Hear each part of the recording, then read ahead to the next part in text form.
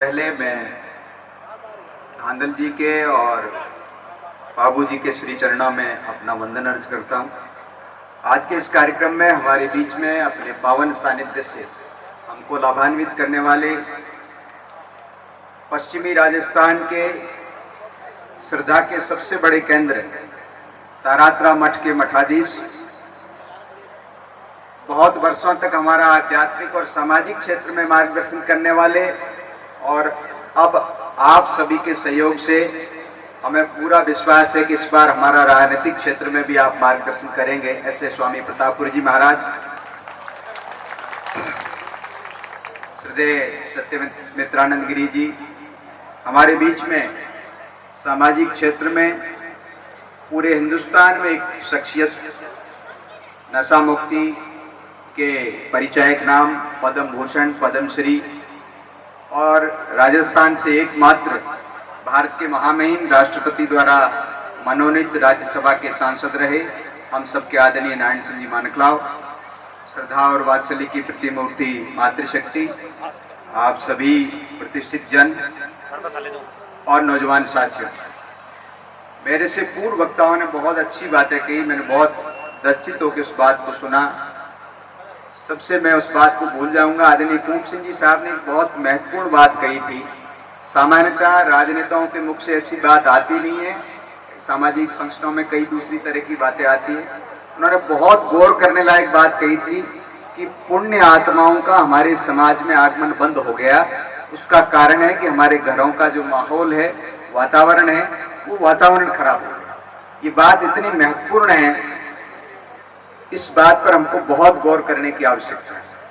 ये हमारी समस्या का मूल कारण है। मेरे पास जब केवी सिंह जी का शुरुआत में फोन आया तो मेरे को कहा कि आपको जो है आजकल इतिहास के विकृतीकरण की बड़ी चल रही, इस पे बोलना है। मेरे मन में उस समय भी आई कि जब नया इतिहास बनना बंद हो जाता है तो पुराने इतिहास के सहारे हम कितना जिंदा रहेंगे। आप नया कोई करो ही नहीं और आपकी 3 पीढ़ी 5 पीढ़ी पहले मान लो टाटा बिरला भी थे, तो आज आप कुछ नहीं करेंगे तो आपको जो है विपन्न होना ही पड़ेगा। इतिहास की रोजमर्रा बनने वाली चीज है, इतिहास की रोज निर्माण करने की चीज है। हम पूर्वजों का शानदार बैंक बैलेंस खा खा खा के कितने दिन जीवित रहेंगे। निश्चित तौर पर शानदार इतिहास था। कुंभ सिंह जी फरमा रहे थे कि हम साक्षात परम ब्रह्म परमेश्वर भगवान राम के वंशज, निश्चित तौर पर है, लेकिन हमारे किसी भी एंगल से कुछ लोगों को लगना भी तो चाहिए, हाँ ये वो लोग हैं, हमारे आचरण से लगना चाहिए, ये वो लोग हैं जिनमें भगवान राम का रक्त बह रहा है, ये वो लोग हैं जिनमें बाबूजी महाराज का रक्त बह रहा है। इस बात को हमारे आचरण से, पैठ से हम समाज जीवन में पुनः स्थापित करें।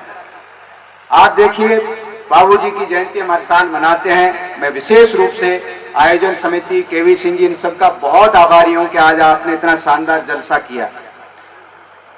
मुख्य बात, अपन बाबूजी के जीवन की 2 बात ही पकड़ लें तो आज आपकी जो शिकायतें हैं वो सारी शिकायतें दूर हो सकती है। दुनिया में इतना फर्जीवाड़ा हो गया है।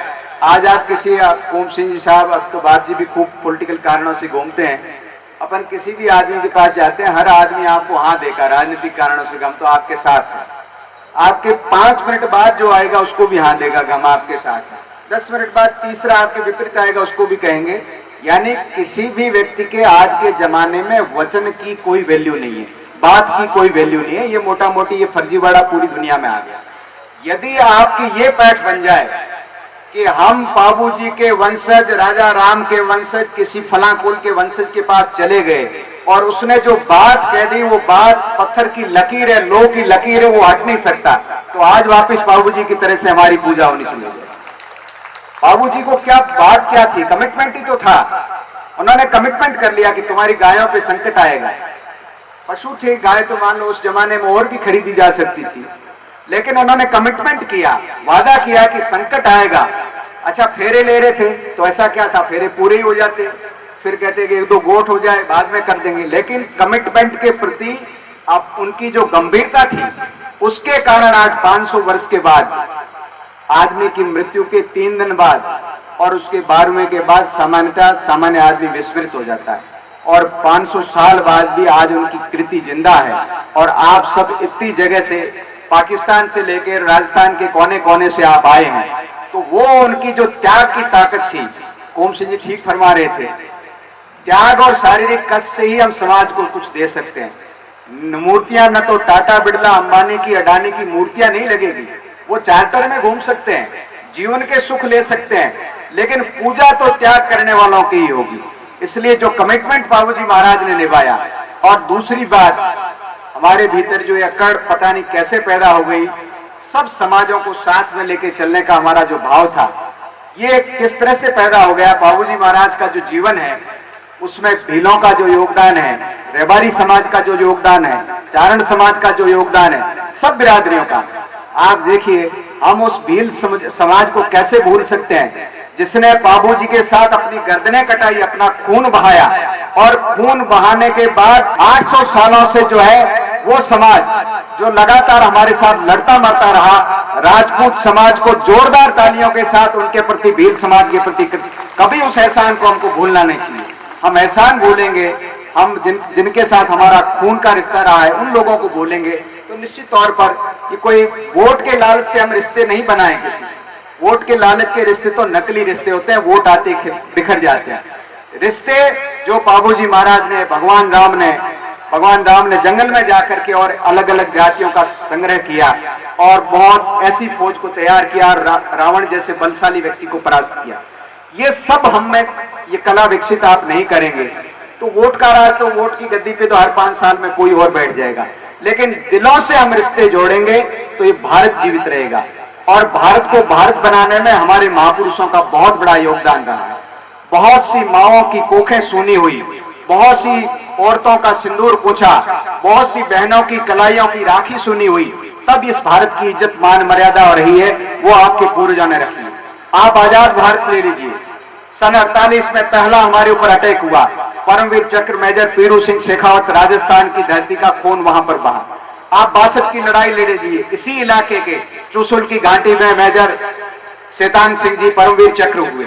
आप 71 की 65 की लड़ाई ले लीजिए, मेजर जनरल हनुज सिंह जी जसोल ने 50 टैंकों के परखच्चे पाकिस्तान के उड़ा करके युद्ध का भूगोल बदल दिया।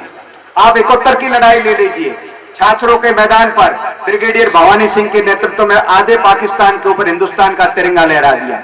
आप करगिल की लड़ाई ले लीजिए, सबसे मुश्किल चोटी तोलोलिंग के ऊपर राजपूत रेजिमेंट में सबसे दुनिया के मुश्किल बैटल में जाकर के सबसे ऊंची पहाड़ी के ऊपर जो है अपना झंडा फहराया। हम आज भी खून बहा रहे हैं इस देश के लिए, हमारा फर्ज है, क्योंकि देश जो है ये देश सरकारी भवन नहीं है, ये देश हमारे पूर्वजों ने खून बहा के बनाया। लेकिन केवल हम बखानी करते रहेंगे और नया इतिहास नहीं बनाएंगे तो केवी सिंह जी भाषण देने से इतिहास सुरक्षित नहीं रहेगा। इतिहास तो लगातार बनाने से ही सुरक्षित रहेगा। और ये जो आपका प्रयास है धांधल जी स्मृति संस्थान और बाबूजी स्मारक समिति का, ये निश्चित तौर पर उस दिशा में एक कदम है। मैं आपको बहुत बहुत साधुवाद देना चाहूंगा। मुझे पता है कि आप लोग यूपी पधारे थे आदरणीय योगी आदित्यनाथ जी से मिलने, बाप जी और आप सभी, मुझे पूरा विश्वास है कि एक दिन बाप जी योगी आदित्यनाथ जी को भी इस मैदान में लेकर के आएंगे। उस दिन हम लाखों की संख्या में मारवाड़ का राठौर समाज यहाँ आएगा और जो श्रद्धा सुमन अर्पित करेगा। आपने हमको इतने दूर से आदर प्रेम से बुलाया, इतने प्यार सम्मान के साथ सुना, इसके लिए बहुत बहुत साधुवाद। कोई मेरे से नासमझी में कुछ बात निकल गई हो तो कम अकली समझ के, छोटी उम्र का समझ के माफी देंगे। बहुत बहुत धन्यवाद।